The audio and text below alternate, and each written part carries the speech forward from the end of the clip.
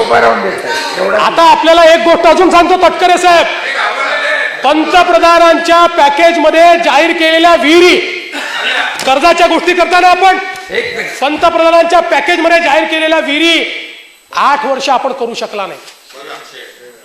का नाही केल्या? अध्यक्ष महोदय, पंतप्रधानांच्या पॅकेज मधल्या विहिरी करण्याकरता किती तरतूद पाहिजे होती? आज अध्यक्ष महोदय, या सगळ्या विहिरी आम्ही करायच्या ठरवल्या, किती तरतूद लागली? 500 कोटी रुपये लागले. 500 कोटी रुपये देऊन अध्यक्ष महोदय त्या पॅकेज मधल्या ज्या अध्यक्ष महोदय 10,320 विहिरी ज्या 6 वर्षात आपण केल्या नाहीत त्या विहिरी आता आम्ही करतो. अध्यक्ष महोदय, याकरता जो काही निधी तो आम्ही या ठिकाणी दिलेला आहे. मग का नाही दिला? मनरेगातनं नाही, या सगळ्या विहिरी धडकमध्ये टाकल्या. 435 कोटी रुपये राज्य सरकार देत आहे. हाच प्रॉब्लेम आहे माणिकरावजी. आपण बोलताना कर्ज घ्या, हे करा, ते करा सांगतो, पण ज्या योजना आपण घोषित केल्या, ज्या शेतकऱ्यांना जर विहीर मिळाली असती तर तो समृद्ध नसता झाला. अध्यक्ष महोदय, काय कमी होती हो? 2,20,000 कोटी रुपयाचा अर्थसंकल्प होता, दिले ते 500 कोटी रुपये धडक विहिरींकरता, त्या शेतकऱ्याला वाचवण्याकरता. काही वाया गेले असते तुमचे?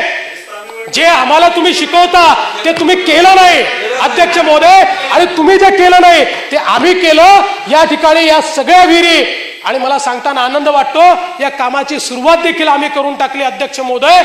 त्यातल्या 3,000 विहिरी पूर्ण आम्ही करतो अध्यक्ष महोदय लवकरच. आणि या सगळ्या 10,000 विहिरींचं काम विदर्भात करतायत, मराठवाड्यात नाही.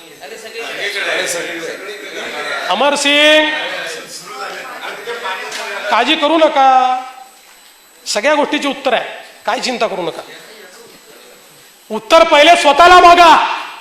15 वर्षामध्ये हे का झालं नाही? 8व्या महिन्यात मला जे विचारता ते 15 वर्षात तुम्ही का केलं नाही याचं उत्तर द्या, आणि मग मला उत्तर मागा. अध्यक्ष महोदय, यासोबत म्हणजे एवढंच नाही अमरसिंगजी, गेल्या 3 वर्षामध्ये तुम्ही ठिबक सिंचनाचे पैसे दिले का? नाही दिले, आम्ही दिले. मग शेतकरी आत्महत्या का करतो? शेतकऱ्याला त्या ठिकाणी सांगायचं तू संच लाव, आणि लावल्यानंतर 3-3 वर्ष अध्यक्ष महोदय त्याला सबसिडीचे पैसेच द्यायचे नाही. हे सगळे 3 वर्षाचे पैसे आम्ही आमच्या माननीय सुधीरभाऊ मुनगंटीवार यांनी बजेटच्या माध्यमातून दिले. त्यामुळे हे जे प्रेम दाखवताय ना, हे प्रेम जर तुमच्या कृतीतनं व्यक्त झालं असतं अध्यक्ष महोदय तर ते खरं प्रेम होतं अध्यक्ष महोदय. अध्यक्ष महोदय,